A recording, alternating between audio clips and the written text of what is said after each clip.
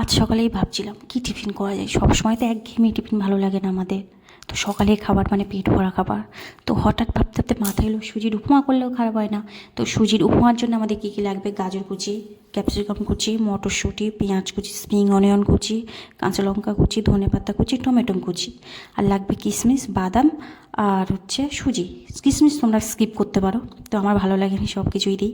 তো কড়াইতে তেল দিয়ে সাজিরে মটর ডাল 2-4টে, শুকনো লঙ্কা লাল লাল করে ভেজে নিয়ে তাতে আমি দিয়েছি হচ্ছে কিশমিশ আর বাদাম, লাল লাল করে ভেজে নিতে হবে। তার মধ্যে আমি দিয়েছি সবজি, ক্যাপসিকাম, গাজর আর হচ্ছে মটরশুঁটি। কেন এই 3টে সবজি আগে দিয়েছি যাতে একটু নরম হয়ে যায়। তো আমি একটু নুন দিয়ে একটু ঢাকনা চাপা দিয়ে একটু নরম করে নিয়েছি।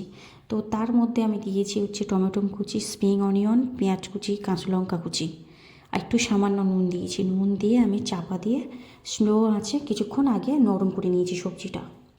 তো তোমরা বাড়িতে এইভাবে টিফিন করতে পারো, বাচ্চা থেকে আর বড় পর্যন্ত সবাই খেতে পারবে। এটা খুব হেলদি টেস্টি খাবার আর ঝাল ঝাল হয়। আর সকালে টিফিন মানে চটজলদি, তাড়াতাড়ি হবে। তো আমি চাপা দিয়ে সবজিটা নরম করে নিয়েছি। তো তার মধ্যে এবার কি আরেকটা কথা বলে দিই, সুজি যে পরিমাণ সুজিতে 1 বাটি হয় সেই পরিমাণ অনুযায়ী 2 বাটি জল।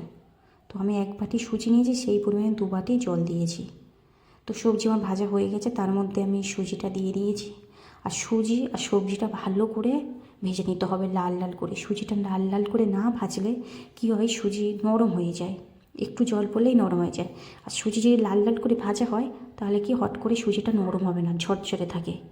আর 2 বাটির বেশি কেউ জল দেবে না, তাহলে ভালো হবে না। তো আমি 1 বাটি সুজি নিয়েছি, 2 বাটি জল আমি দিয়ে দিয়েছি। জল দিয়ে আমি স্লো আঁচে 5 মিনিট চাপা দিতে হবে, মানে তার মধ্যে 2-3বার একটু নেড়ে দেবে।